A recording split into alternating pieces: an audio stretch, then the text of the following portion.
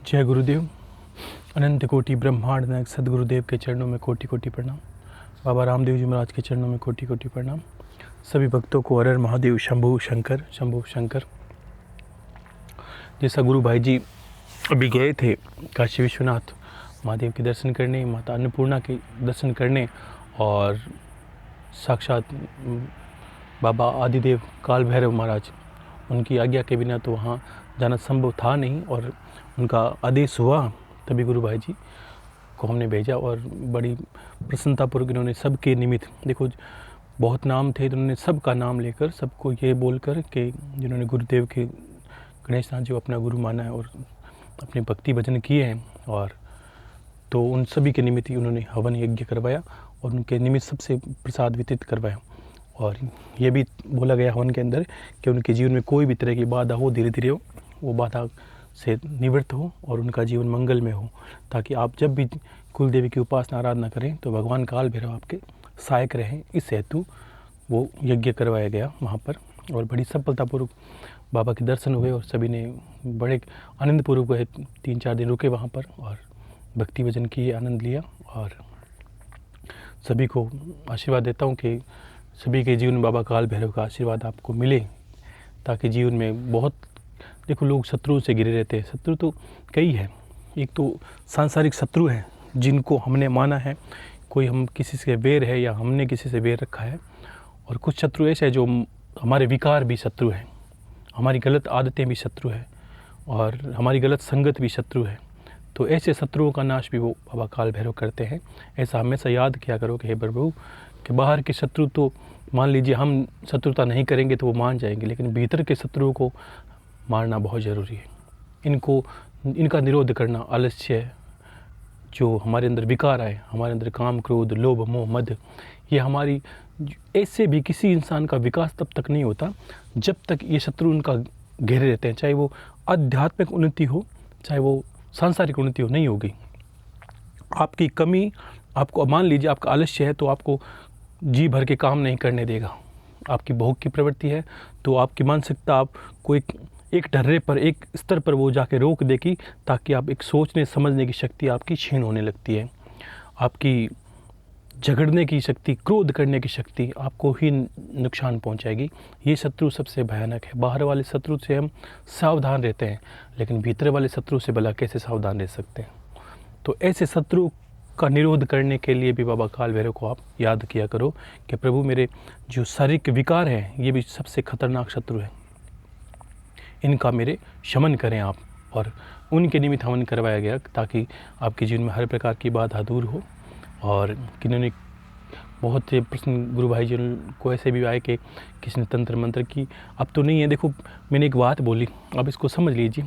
मैं बार बार कहता हूँ, फिर भी कह रहा हूँ, 1 साल पर हो गया मुझे बोलते हुए, तो मैंने एक ही अनुभव किया, जिन्होंने किया है, हाथों से कर्म किया है, नवरात्र किए हैं, तो मैं यंत्र से जानता हूँ उनके जीवन में बाधा नहीं है। छोटे मोटे दुखों को मैं कह नहीं सकता, क्योंकि आप तो इतनी अमृतवाणी सुन के समझ गए होंगे, क्योंकि ये जीवन एक दुख सुख के सहारे चलता रहता है। बस ये इसी का एक चक्कर सा है, वो चलता रहेगा। एक दुख आएगा, कितने दुखों के लिए फरियाद करोगे, एक दुख टूटेगा फिर आएगा, फिर दूसरा। आप मांग मांग के थक जाओगे, लेकिन आपको ये अनुभव होगा कि जीवन के अंतिम क्षण तक ये प्रक्रिया चलती रहती है, क्योंकि हमने जीवन को समझ ही यही लिया कि क्या दुख है। एक मैंने बहुत पहले एक बात बोली थी कि जिन्होंने सुख का चयन किया वो सुखी है, और जिन्होंने दुख का चयन किया वो दुखी है। इसका अर्थ क्या होता है? हमें दुख क्या है? एक इंसान को रुपया, पैसा, पुत्र, परिवार, पत्नी और रिश्ते नाते या मित्रों के साथ जो भी, ये उनके दुख है। इसके अलावा दुनिया में दुख नहीं। मुझे ऐसा दुख नहीं लगा, किसी ने ये नहीं कहा कि गुरुदेव आज कितने लोग भूखे सो रहे हैं, कितने लोग दया के पात्र हैं, कितने लोग अज्ञान में, अंधकार में घूम रहे हैं। तो मुझे समझ में आता है कि वास्तव में आपको दुख है कि जगत भी अंधकार में जा रहा है। ये दुख वास्तविक दुख होता है आपका, अगर जगत को देखते और अपने में ही हम घिरे रहते हैं। क्योंकि हमें लगता है कि जिस परिवार को हम पाल रहे हैं या जिस परिवार के हम साथ चल रहे हैं, वो परिवार, आप खुद दुख से निकलोगे, लेकिन पुत्र की परेशानी से आप परेशान हो जाओगे। आप खुद निकलोगे, पत्नी की परेशानी से आप परेशान हो जाओगे। आप खुद सही हो, पति की परेशानी से परेशान हो जाओगे। तो फिर आप सोचिए कि आपको दुख देने के लिए कितने साधन हैं चारों तरफ।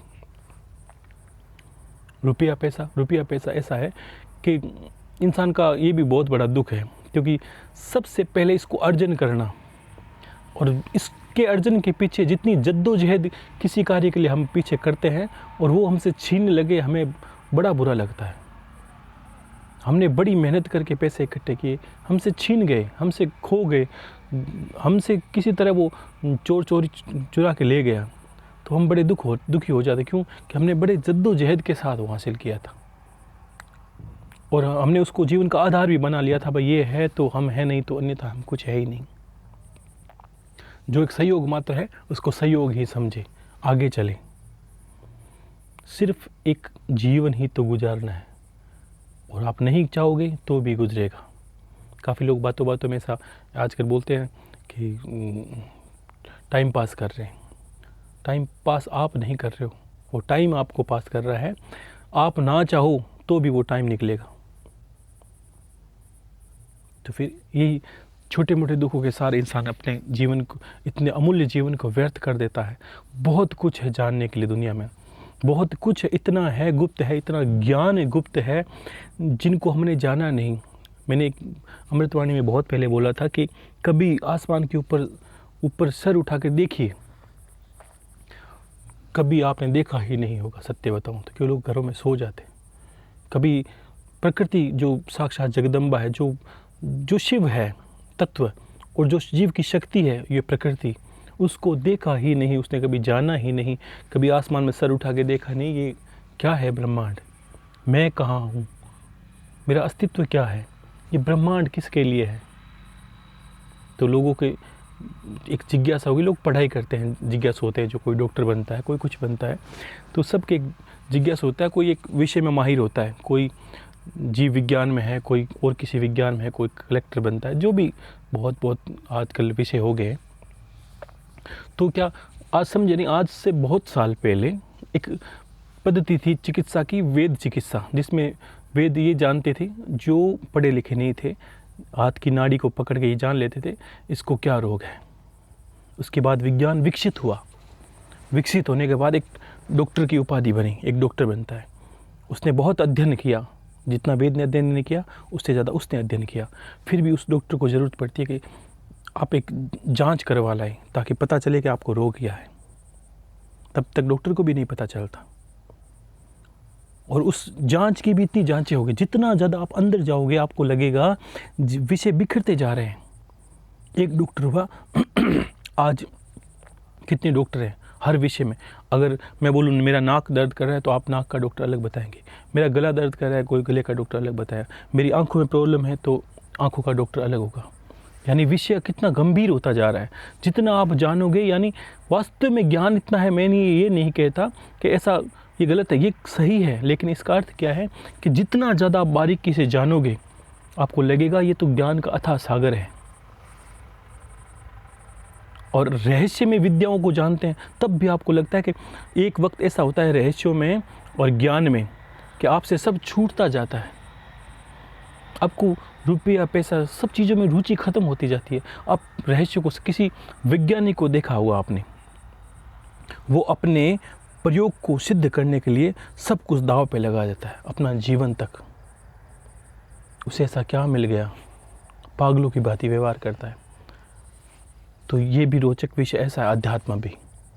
अगर इसके पीछे भी अगर कोई जाता है तो वो अपना जीवन लगा ही देता है।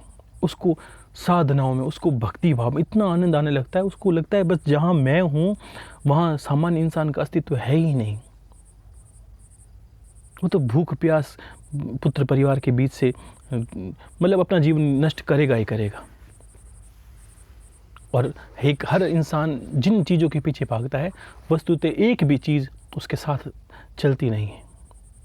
ये भी बहुत कटु सत्य है कि उसको लगेगा वो पे सब कुछ यहाँ का यहाँ से कोई मिट्टी का कण नहीं ले जा सकता। ये उपयोग की चीज़ें हैं, आपके उपभोग की चीज़ें हैं। आपने देखा होगा, आप इस प्रकृति से मिट्टी उठाते हो, घड़ा बनाते हो, जल पीते हो, एक दिन घड़ा टूटेगा, टूटते वापस मिट्टी बनेगी, आपके किसी काम का नहीं। आपने चाहे पानी ही पी लिया, लेकिन संध्या से पहले उसको आप मूत्र के रूप में आपको विसर्जन करना ही पड़ेगा। इस यहाँ की कोई वस्तु को आप ले नहीं सकते। ये प्रकृति आपके अनुभव के लिए है, आपकी जिज्ञासाओं के लिए है, ज्ञान को जानने के लिए है, ईश्वर की प्राप्ति के लिए। ईश्वर की प्राप्ति भी एक रहस्य है, किस तरह प्राप्त की जाए। आप सोचिए कितने कितने रास्ते हैं। कोई कहता है भक्ति से, कोई कर्म योग से बताता है, कोई योग मार्ग से बताता है, कोई क्रिया योगी है, कोई कुछ करता है, हजारों मार्ग है, सब के सब सही है। मैंने कहा भगवान एक ऐसे चौराहे पे खड़ा है जहाँ सब रास्ते आके मिल जाते हैं। आप किसी रास्ते से आ सकते हो, लेकिन गुरु के ज्ञान को जानने के लिए एक सबसे बड़ा कार्य करना पड़ता है इंसान को, और तब तक वो नहीं जान सकता। पहला क्या कार्य कि गुरु के अनुसार कार्य करने से उसको जीवन के दुखों से काफ़ी राहत मिलती है। मैं ये नहीं कहता कि सब करते हैं, किसी ने नहीं किया वो अपना जीवन देखे। लोग काफ़ी तो क्या हुआ है कि अपनी चतुरता दिखाने में कुछ विषयों को ढूंढने, अपने कार्य की चीज़ें ढूंढें, बाकी गुरुदेव को छोड़िए। वो क्या बोले हमें उससे कोई लेना देना नहीं। हमारे कार्य की चीज़ क्या है वो पकड़ लीजिए, क्यों हमें तकलीफ है वो चीज़ पकड़ लीजिए। लेकिन सत्य बताऊं तो गुरु के ज्ञान को सुनने और गुरु के कहे अनुसार करने से ऐसा कोई रोग नहीं है, ऐसा कोई दोष नहीं है, ऐसी कोई विपत्ति नहीं है जो आपको घेर ले। हज़ारों शुरू में सवाल आए थे तंत्र मंत्र से, तो मैं आज उनको सबको, मैंने पिछली बार ही बोला था, जिन्होंने कर्म किए हैं। देखो मैं उन लोगों का कभी नहीं कहता जो सिर्फ सुनते हैं कर्म नहीं करते। मैंने क्या कहा, मुझे कर्म योगी बनाने में अच्छा लगता है। आप कर्म योगी ही बनिए। बहुत आसान है अपने सुखों को जानना, अपने दुखों को जानना और अपने भविष्य को सुधारना। आज जो हो आपने कल सोचा था उसके लिए कर्म किया। आज आप मान लीजिए डॉक्टर हैं, कोई कलेक्टर है, कोई इंजीनियर है, आपने पिछले समय में जो आपका भूत है उसमें आपने पढ़ाई की, तैयारी की, तो आज उस जगह पर है। यानी आपका पिछला जो कर्म है वो आपको यहाँ खड़े कर रहा है। इसका सीधा साधा अर्थ ये है, प्रकृति कर्म प्रधान है। आप जैसा करोगे वैसा पाओगे। तो आप बोलोगे गुरुदेव ये तो सबको पता है। पता होने से नहीं होता।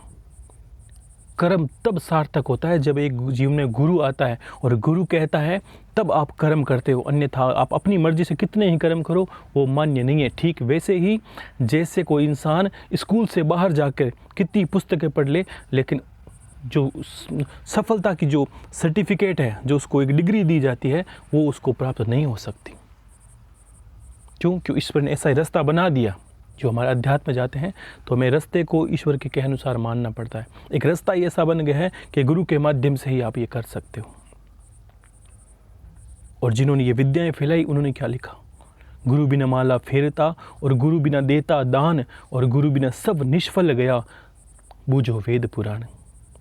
क्यों हम जिस पद्धति पर चल रहे हैं, जिस ज्ञान के सागर में हम गोता लगाना चाहते हैं, उसका आधार है ऋषि मुनि, भारत की सभ्यता, देवताओं, ये जो हम जिसको लेके चल रहे हैं, और वेदों के पीछे सबकी वाणी है।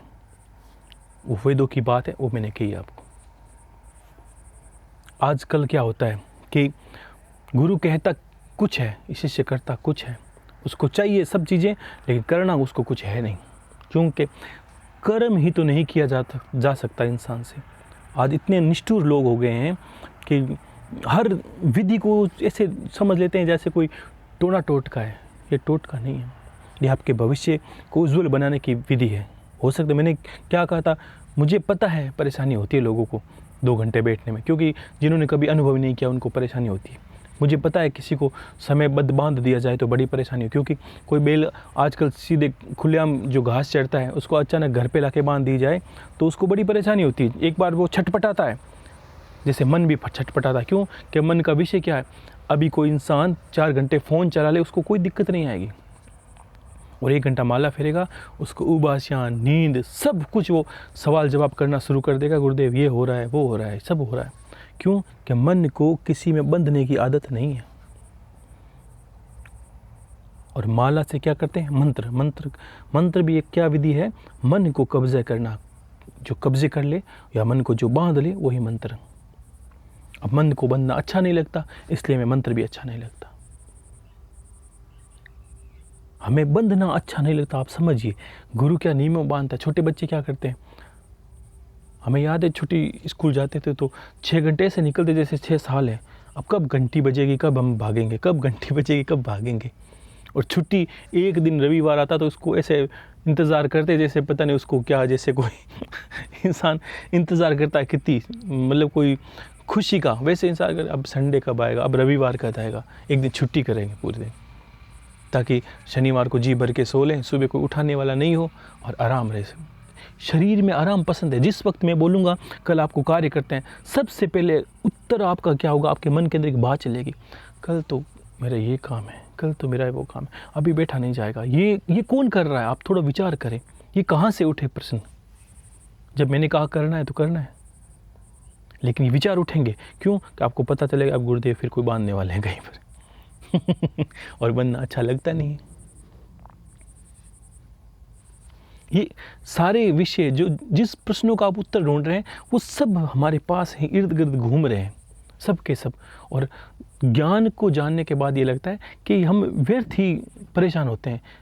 पिछली बातों में बहुत भी बोला गया, मैंने ये बात की जिस दिन ये बोला, एक अमृतवाणी में कहा था कि मैंने कहा आप हर जगह की चीज़ लिख लीजिए, जहाँ आपकी कोई अच्छी जगह है, जहाँ आपका घर का कोई बोर्ड है या कोई कहीं जगह आप जहाँ कोई डायरी लिखते हैं, लिख दीजिए, ये सब बीत जाएगा, ये भी बीत जाएगा, ये सब बीत जाएगा। इस बात को रोज़ अध्ययन करोगे तो भी आप बहुत कुछ समझ जाओगे। तो कुछ लोगों ने कहा गुरुदेव इससे दुखों का निवारण कैसे होगा, हो जाएगा। इसको बात को लिखना है और मैंने समझा है फिर अमृतवाणी पूरा, और आज इसको देखने से भी आपको पता चलेगा, लेकिन इसको समझ लें पैसे। ये समझना क्या है कि ये भी बीत जाएगा, अर्थ क्या है। आपके मान लीजिए, मैं नहीं जानता, मान लीजिए जिसमें आपके घर पर किसी कोई निजी इंसान की मृत्यु आज से 3 साल पहले हो चुकी है, बहुत ज़्यादा घनिष्ठ, वो सब याद करें इस बात को। मान लीजिए 3 साल पहले हुई है, उस दिन आपकी उस पीड़ा को आप एक बार याद करें, सबसे पहले उसको याद कर लें, तो आपको लगेगा गुरुदेव, मान लीजिए आपके कोई पिता है, आपका कोई भाई के बंधु या कोई निजी मित्र भी हो, जिस दिन आपको वो ख़त्म हुआ होगा, उस दिन की पीड़ा को आप याद करके आज रो सकते हैं क्या, मुझे ये बता दीजिए। हो सकता है थोड़ा बहुत आंसू आए, लेकिन ये सोचिए कि वो पीड़ा आप मुझे अपने आप में प्रकट कर सकते हैं क्या, मुझे ये बता दीजिए। जो पीड़ा उस दिन थी, जिस दिन आपके निजी किसी व्यक्ति की मृत्यु हुई, वो पीड़ा आप अनुभव करके आज मुझे रोक के बता सकते हैं क्या। तो आपका अंदर यही प्रश्न उठेगा, गुरुदेव ये व्यर्थ बात है, नहीं रोना है। घर पे दादा दादी, बूढ़े बूढ़े माता पिता तस्वीर लगी होगी, कोई निजी होगा, तो आप मुझे उस दिन वाला दुख दर्द पैदा करके आज रोक के बता दीजिए। आपको याद तो है ना कि हाँ याद है गुरुदेव, मेरी दादी गुजरी थी, मेरी माँ गुजरी थी। मैं खुद अपनी दादी से बहुत प्रेम करता, लेकिन जब वो गुजरी तो भी इतनी मुझे लगा था कि मैं उनके बिना रह नहीं पाऊँगा। बहुत ऐसा होता है, इंसान के सांसारिक रिश्ते इस तरह हो जाते हैं। लेकिन आज मैं उनको याद करता हूँ, लगता है हाँ, एक जो जिनके गोद में पला बड़ा हूँ, कितना अच्छा लगता है। दादी दादा, एक वंश का जो जड़ें होती है। आज तो कहाँ दादी दादा रहते हैं, कहीं माँ बाप रहते हैं, कहीं बच्चे रहते हैं, तो रिश्ते भी तार तार हो जाते हैं। परिवार में दादी दादा का जो दादा दादी है, उनका प्रेम तो बड़ा विचित्र होता ही है, बड़ा अच्छा लगता है। लेकिन आज उन पीड़ा को मैं याद करके, वो दिन मुझे याद है, लेकिन आज उस पीड़ा को याद करके मैं रो नहीं सकता, मुझे रोना आता नहीं है उस पीड़ा को याद करके। ठीक है, दिन विशेष में कभी याद आ जाता, लेकिन रोना नहीं आ सकता। क्यों नहीं आ? क्योंकि वो बात बीत चुकी है। इसी तरह क्यों, प्रकृति को देखें, सर्दी आई, गर्मी आई, पतझड़ आया, मौसम आया, बरसात आई, तो ये हो क्या रहा है? तो आपके चारों तरफ जो चीज़ें हैं सब के सब बदल रही है, बीत रही है। तो आप भी इसी के अंदर हो, आपके विचार भी इसी के अंदर है, आपका दुख भी इसी के अंदर है, आपका दर्द भी उसी के अंदर है। आज दुखी हो, कल नहीं रहोगे, ये निश्चित मानो। ये कोई ऐसा कोई चमत्कार नहीं है, ये आप मान लीजिए कल नहीं रहोगे।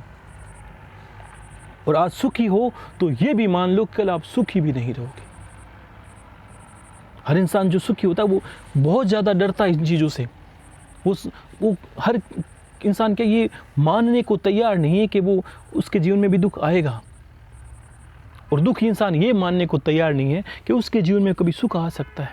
वो अपना रोना रोता ही रहता है। लेकिन ऐसा नहीं होता। भगवान हर ये जो प्रकृति बदल रही है उसके साथ भी उसकी सारी भावनाओं को बदलेगा, उसके जीवन में सुख भी आएंगे। लेकिन उसको ज्ञानी जन को ये मानना होता है कि ये जीवन के प्रभाव हैं, बदलते रहते हैं, इससे कोई फर्क नहीं पड़ता।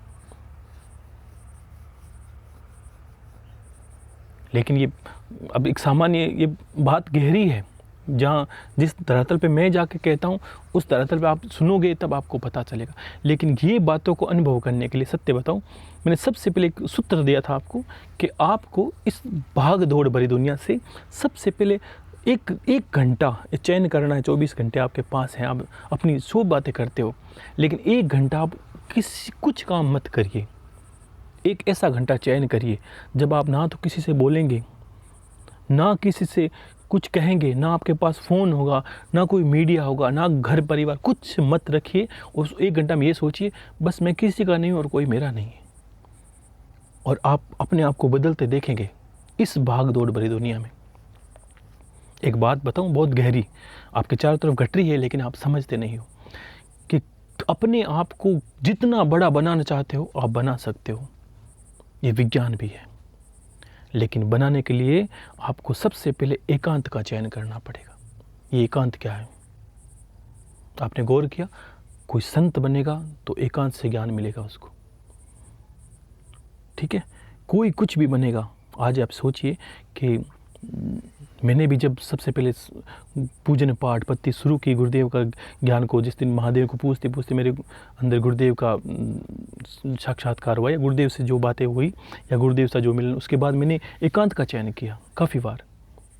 और एकांत में सब अनुभव होता है। और एक बात और समझ लीजिए, आप बड़े बड़े लोगों को देखिए। आपने अभी आपके सामने देखिए हमारे देश के प्रधानमंत्री मोदी जी हैं, लेकिन ये सोचिए कि मोदी जी से पहले ये 5-4 साल कहीं चले गए थे, एकांत में चले गए थे। लेकिन जब लौटे तब वो मोदी नहीं थे जो आज हैं। इन्होंने एकांत का चयन किया, याद रखिए। गौतम बुद्ध अपने जीवन में बहुत घूमे, ज्ञान के लिए बहुत घूमे, लेकिन अंत में ये समझ गए कि मुझे एकांत का चयन करना होता है। अपने आप को जानने का समय सिर्फ एकांत में मिलता है। नहीं तो हम परिवार रिश्तेदारों में इतना उलझे रहते हैं, हमें एकांत का समय नहीं मिलता। और मूर्ख लोग आजकल ऐसे हो गए कि जब मौका मिल भी जाता है अकेले रहने का, तब तक किसी को फ़ोन करके बुला लेते हैं कि मैं तो बोर हो रहा हूँ भाई, आ जा तू मेरे पास। तो ऐसा होता है। ये एकांत बड़ा विचित्र है। इसमें आप सुख दुख का सबका एक पलड़े पर तोलोगे, काफ़ी अनुभव करोगे, आप बदल जाओगे। 1 महीने में आपकी सोच बदल जाएगी, आप नहीं रहोगे। और मूर्खों का क्या, वो तो पूछते रहते हैं ये क्या होगा गुरुदेव, वो क्या हो, उनको समझ में आएगा नहीं ये बात। ये बहुत गहरी बातें हैं। नहीं तो वो उन सुख दुख के पीछे चले जाते हैं, उनका उत्तर ढूंढने में लग जाते हैं, उनको निवारण करने में लग जाते हैं जिसका कोई अंत ही नहीं है। कोई भिखारी एक दिन अच्छा भोजन खा ले और ये सोचे बस आज तो आनंद, तो उसको समझना चाहिए मूर्ख है वो। कल सुबह फिर उसको भूख लगेगी, तो फिर यानी उसका अंत नहीं है उस भूख का। तो वैसे ही सुख दुख का भी अंत नहीं है। तो फिर जिसका अंत नहीं है उसके पीछे क्यों भाग रहे हो? उसको सहन करते जाइए, ठीक है, उसका निवारण कीजिए, लेकिन उसके निवारण में इतना मत उलझ जाइए कि वो उसको ठीक करते करते आप अपना आप का नाश कर लो। हजारों देश में आत्मघात होते हैं, छोटे छोटे बच्चे सुसाइड करने लगते हैं कि किसी को प्रेम हो गया, वो नहीं मिला। एक दूसरे से प्रश्न आए थे गुरुजी जी पास, मुझे हंसी आती थी उस वक्त ही कि वहाँ शादी उसने पसंद किया, शादी नहीं हुई इसलिए मर रहे हैं। अच्छी बात है। पढ़ाई में नंबर अच्छे नहीं तो मर रहे हैं। क्यों? कि आपको लगता है जीवन सिर्फ पढ़ाई का आधार है। इंसान तो देखिए, सब अगर दुनिया सारी उठाकर हर इंसान डॉक्टर बन गया तो कोई मरीज भी होना चाहिए डॉक्टर इलाज करने के लिए। सब डॉक्टर बन के क्या करेंगे? सबका स्तर अलग होता है। तो इंसान को पहले एकांत में बैठने से ये समझ में आता है कि मेरे अंदर ऐसी क्या क्वालिफिकेशन है, मेरे अंदर ऐसी क्या क्वालिटी है, और क्यों मैं सुख दुखों के बीच में चलता हूँ। वो निरूपण तो करे कभी अपने आप का, अवलोकन तो करे अपने आप का, करता ही नहीं है। वो जानवरों की भांति जीता है, सुबह उठता है। एक हर इंसान का एक, आप देखिए किस तरह दिनचर्या होगी, जानवरों की भांति वो उठते हैं, और उठते ही उसके अंदर में सबसे पहले यही आता है लेट हो गई है, और सुबह उठता है वो पहला उसका विचार अंत तक उसका पीछा नहीं छोड़ेगा, शाम तक जब तक वो सोएगा नहीं, उसको सोते वक्त भी ये लेगा आज लेट कर दिया, सोए नहीं, लेट जल्दी से, और ये लेट पीछा नहीं छोड़ेगी उसका। वो शांति से उठता नहीं है, किसी से बात करने का मौका नहीं, कब बोले तो उससे पहले उसके ललाट पे 3 सल पड़े रहते हैं, बात कैसे करें, बोलते से काटने को दौड़ता है, किसके साथ हंसी करें, किसके साथ मजाक करें, क्या करें किसी के साथ, सब अपनी दौड़ में इस तरह जहर उगलते हैं, बोलते तब ऐसा लगता है कोई जहर उगल रहे हैं। इंसान ऐसा तो नहीं बनाया था भगवान ने। कितने सुंदर लगते हैं जब आप अपने आप जो गुस्सा करते हैं ऊपर आप एक बार आईने में जाके देखें, खुल के हंसे तो सही, देखे तो सही के वास्ते में हंसने के बाद चेहरा कैसा लगता है, उदास होते तब कह रहा एक फ़ोटो तो खींच के देख ले, और 24 घंटे आप हंसते रहे तो सुंदरता भी आपको निखर जाएगी। समय ही नहीं लोगों के पास, किसी के पास अच्छी बात करने के लिए नहीं है। उठते हैं तो वैसे उठते हैं कि पता नहीं किसी को मार के उठे हैं या किसी को मारने वाले हैं। हंसी सहन नहीं होती, प्रेम है नहीं, और अपने दुखों पर इतना मतलब उलझ गए हैं सुख दुख में कि उसका पिटारा नीचे रखने का नाम ही नहीं लेते। और ये मान चुके हैं कि इस गृहस्थी में, इस परिवार में मेरा अंत ही होगा। ये जो भी सुख दुख की परिभाषाएं हमने बनाई, एक साधारण सी बात है, इंसान दुखी क्यों होता है, इतनी बड़ी बात का एक ही अर्थ निकलता है कि दुखी क्यों है कि जो हो रहा है वो होने नहीं देना चाहता। मेरा शरीर मर रहा है लेकिन ये मरने नहीं देना चाहता, ये मुझे पीड़ा है, मैं इसको रोकना चाहता हूँ, और उसके पता ही रुकेगा नहीं, जब मृत्यु आएगी तब मरेगा। उसे पता है कि गरीबी आती है, कभी अमीरी आती है, घाटा नफ़ा लाभ नुकसान सब होता है। जब आपने लाभ सहन किया तो घाटा भी सहन किया, जब आप हंसे हो तो रोने को भी तैयार है। तो उसमें आप इतना उद्विग्न होने की ज़रूरत ही कहाँ है। दुखी तो तब होता है कि आपको लगता है कि जीवन में एक ही बार घटा है गुरुदेव, ऐसा तो मेरे साथ कभी हुआ नहीं, तब लगता है हाँ आप अकेले के साथ ऐसा हुआ है। आप चारों तरफ देखिए, छोटे से लेकर बड़ा तक, मैंने क्या कहा, कोई तन दुखी, कोई मन दुखी, कोई धन बिना फिरे है उदास, और थोड़ा थोड़ा सब दुखी, सुखी राम का दास।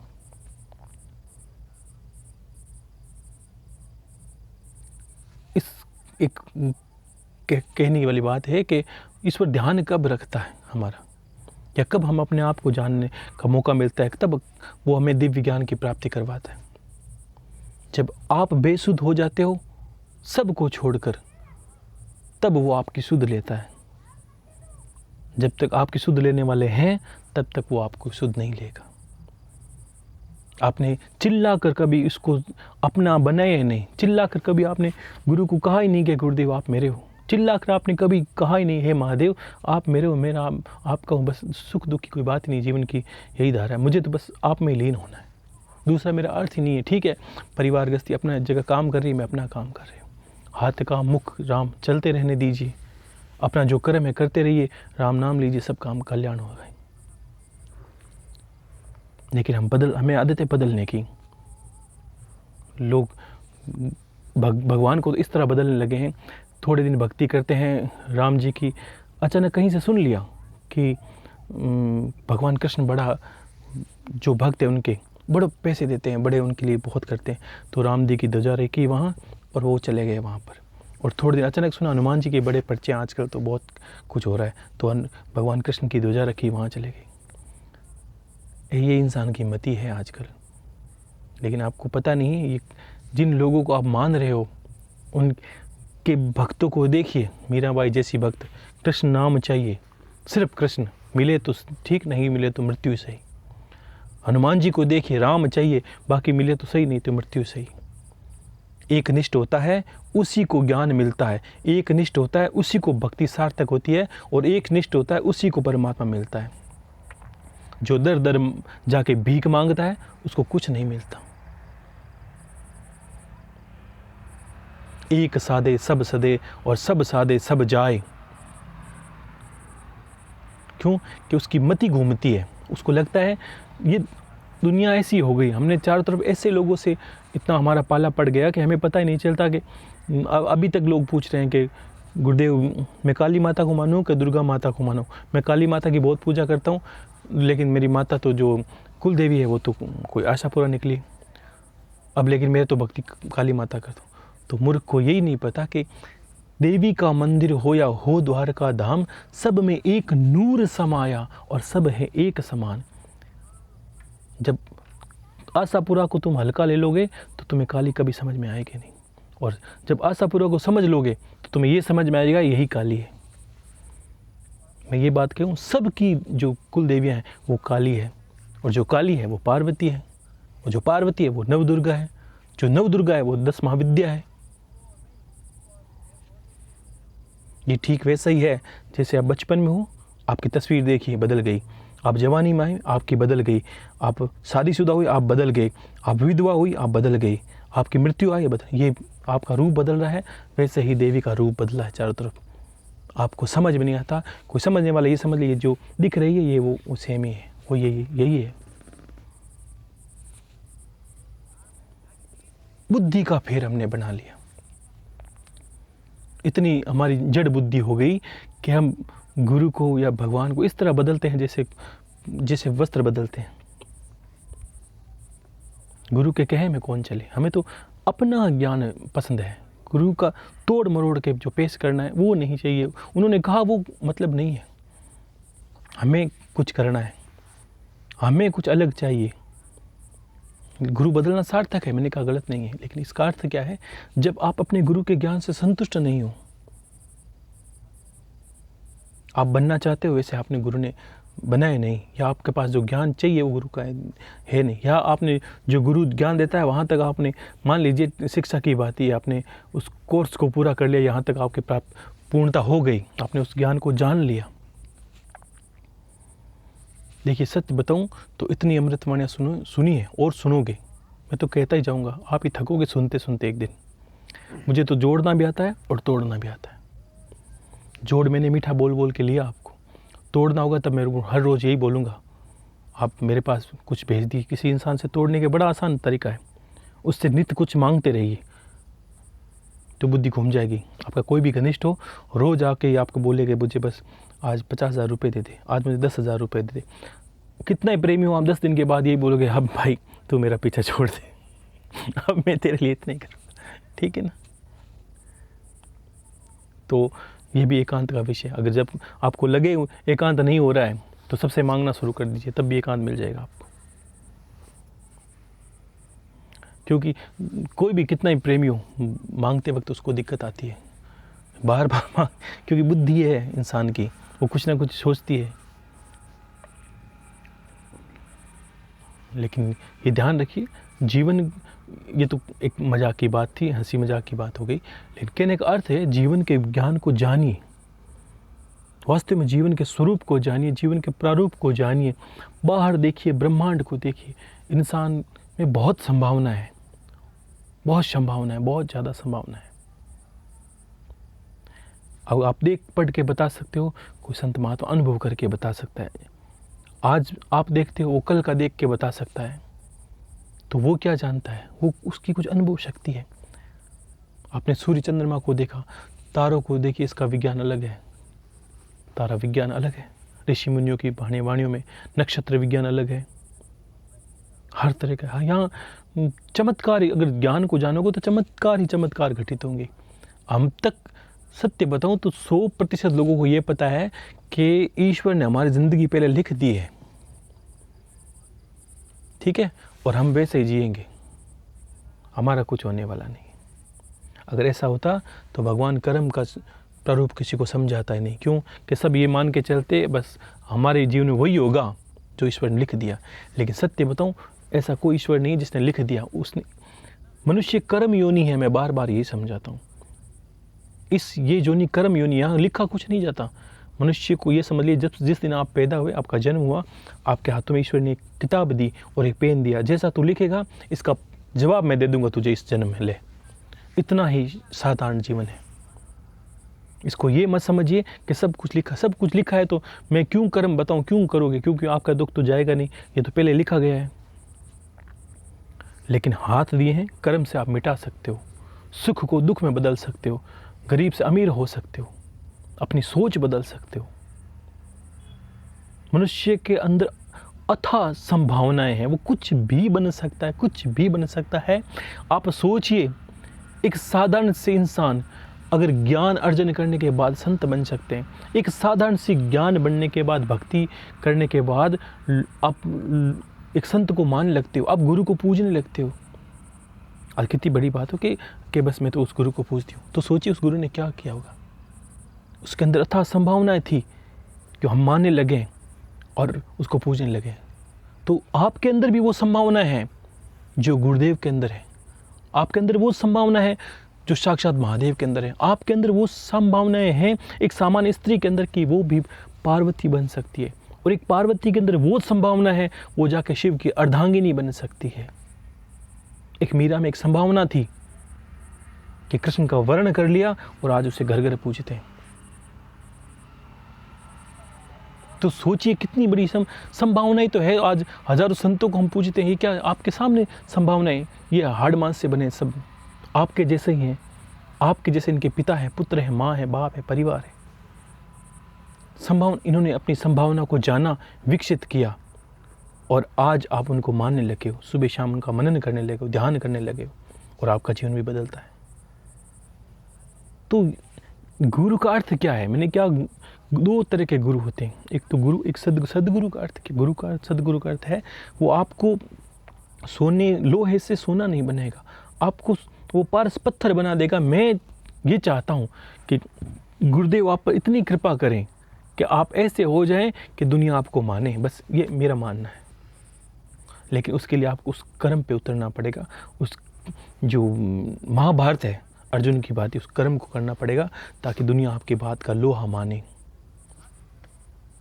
आपके ज्ञान को जाने। आप बोलो तब हजारों लोगों को चुप कर सको, आप बोलो तब बड़े बड़े लोगों को ज्ञान दे सको। आपकी एक वाणी, इतनी वाणियाँ बोलने का अर्थ है कि आपकी हर एक वाणी को मतने के बाद आपको ये पता चलेगा कि आप किसी को एक बार निरुत्तर कर सकते हो। आपने जो ज्ञान हासिल किया है करके देखिए आप, तो आपको लगेगा वास्तव में गुरुदेव ऐसा ज्ञान है अब जो आपने बताया है कि बड़े बड़े को निरुत्तर कर दे।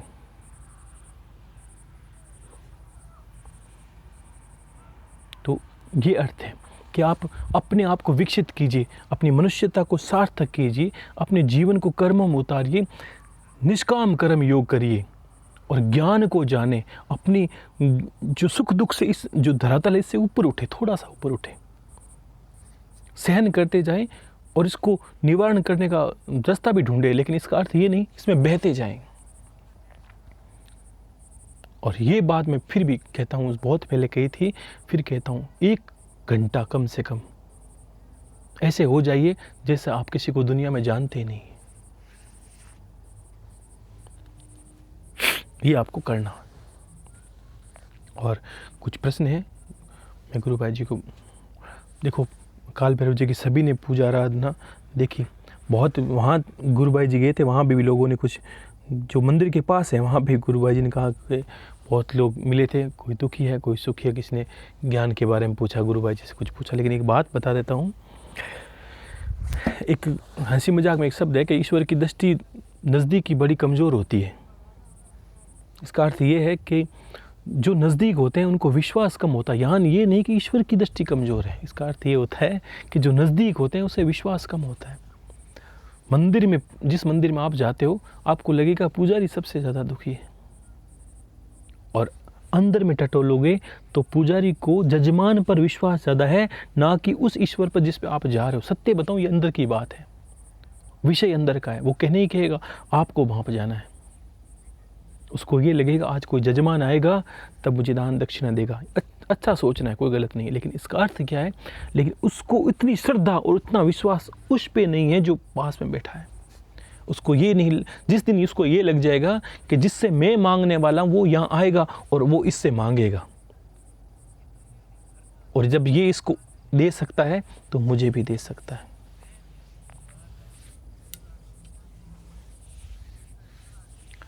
तो फिर मतलब सोचिए आप कि जितना नज़दीक है विश्वास कम है, आपको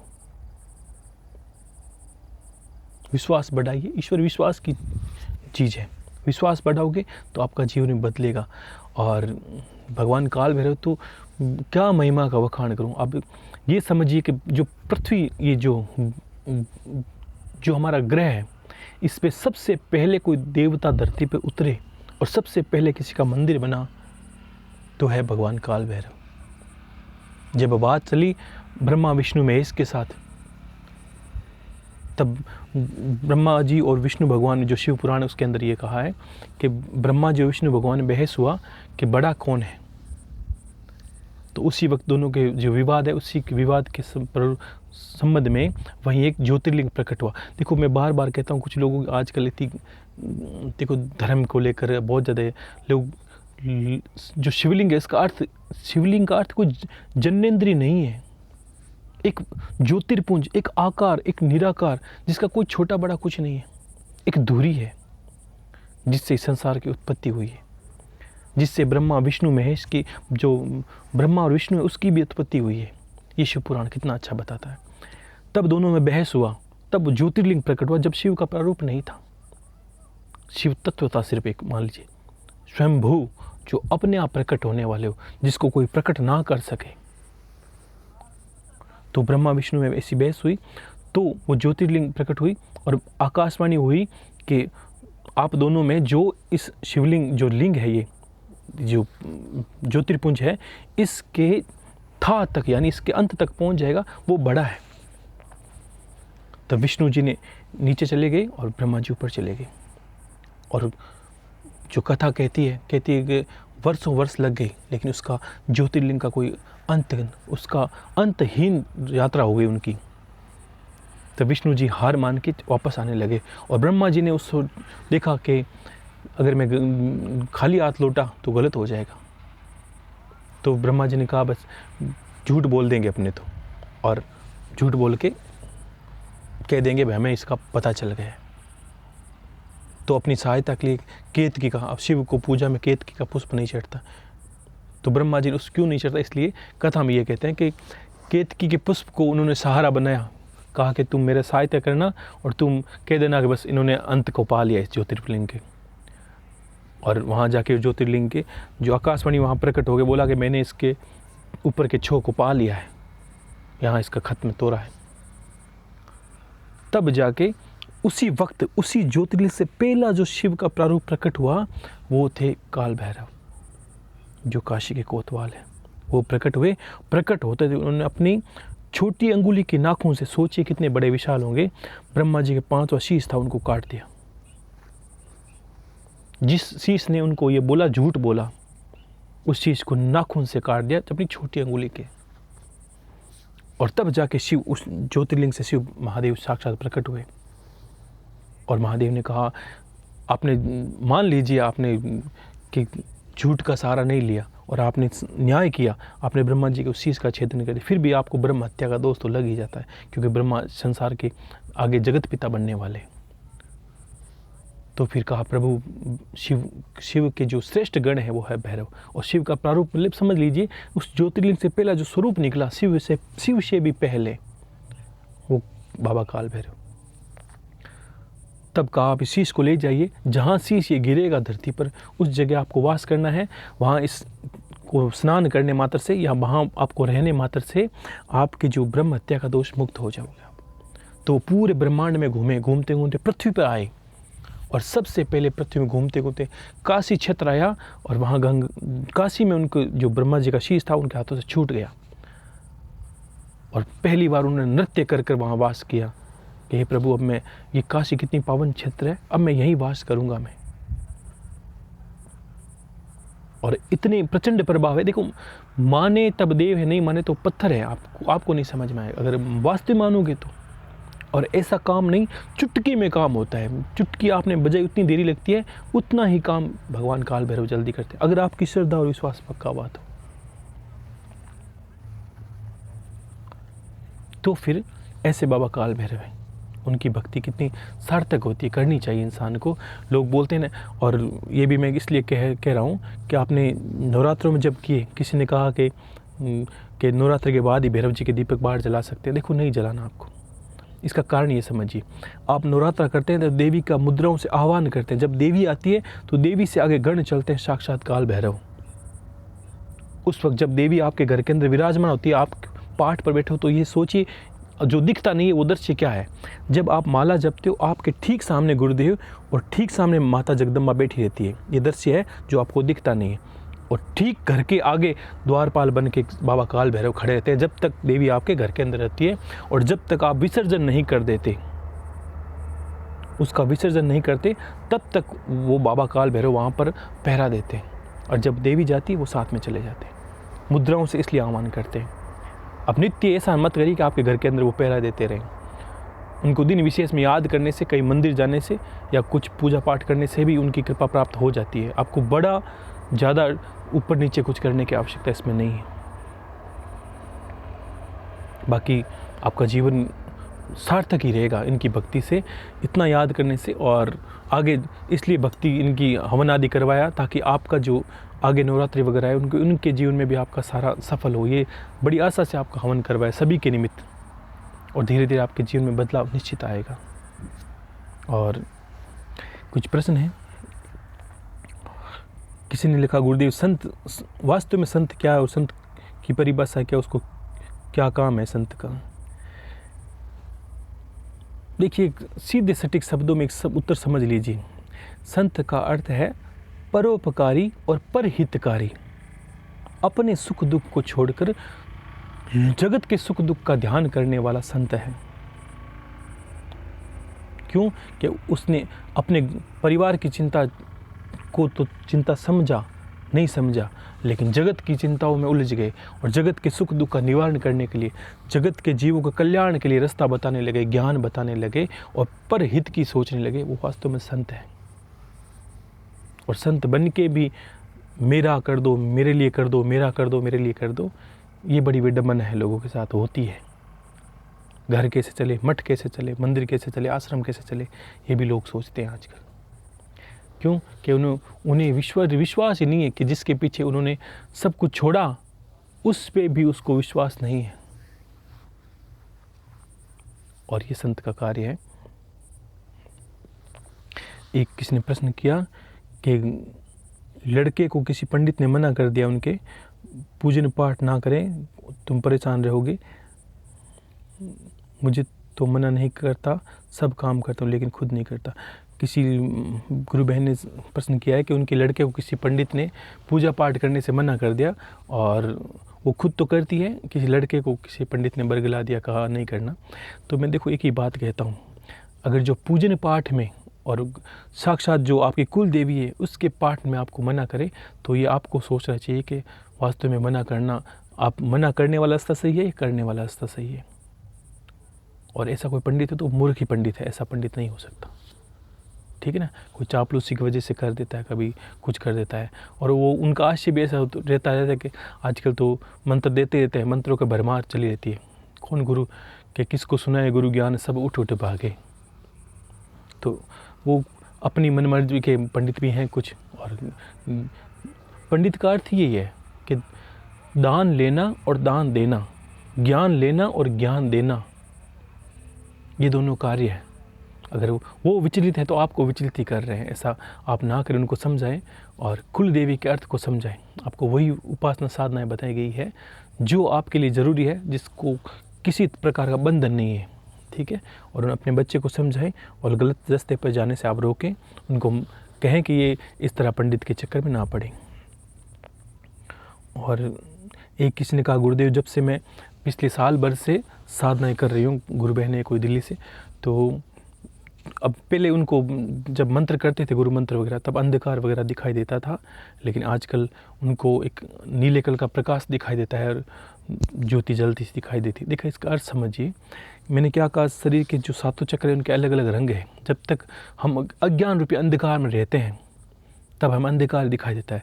जब ज्योति दिखने लगती है या रंगों के प्रादुर्भाव होते हैं, और जब गुरु का आपके हृदय में स्थान होता है, गुरु का अंदर है स्थान है हृदय चक्र, और हृदय चक्र है आकाश तत्व है, उसमें है नीला रंग।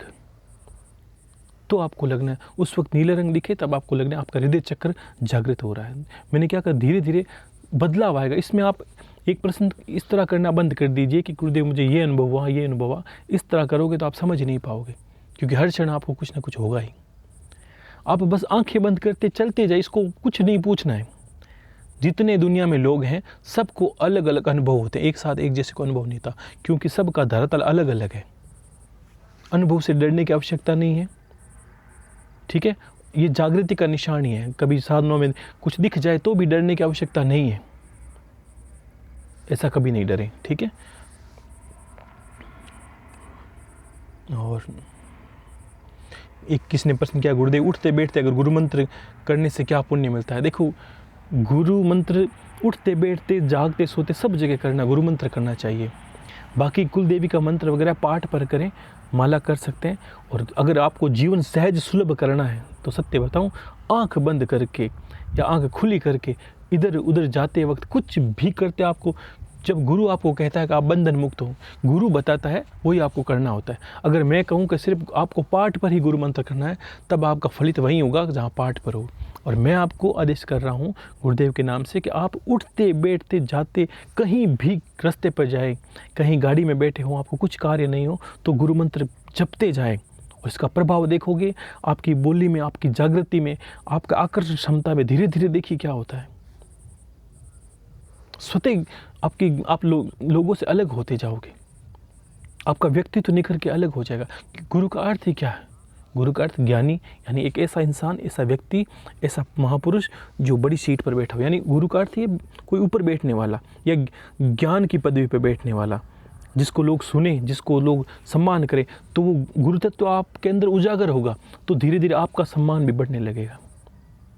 ये तत्व इस तरह है, जितना ज़्यादा करोगे उतना ज़्यादा फल पाओगे गुरु मंत्र का, ठीक है ना। तो इसमें कोई बंदिश नहीं है आपके, तो आप सभी भक्ति करें। और भी प्रश्न है तो आप, समय काफ़ी हो गया, मैं फिर भी लूँगा धीरे धीरे। और छोटे मोटे अनुभव को भूल जाइए, चलते चले और सब प्राप्त कर लोगे, चिंता मत करो। और आशीर्वाद है मेरा, खुश रहिए, जहाँ है वहीं रहे, भक्ति करें और भक्ति का आनंद ले पूरा, और जीवन को भी आनंद से जिए, दुखी ना रहें। हर परिस्थिति में हंसते रहिए, मुस्कुराते रहिए। आपको लगना चाहिए, मुझे भी कभी लगे कैसा दिन आए कि मुझे गुरुदेव का आदेश हो या मेरी इच्छा करे कि मैं आपसे मिलूं, तो मुझे ऐसा नहीं लगना कि आपके चेहरे मुरझाए हो, उतरे चेहरे हो, क्या मिले। ऐसा लगता है दुखों का पिटारा सर पे लेके हो, मुझे लगे कि किसी को कुछ दिया, किसी को सार्थक ही नहीं हुआ। वैसा काम ना करें आप, ठीक है ना। और खुश रहिए, सभी आनंद से रहें। सबको बाबा काल भैरव की तरफ से मेरा आशीर्वाद है, खूब आप जीवन जिए। हर हर महादेव, शंभो शंकर, शंभो शंकर।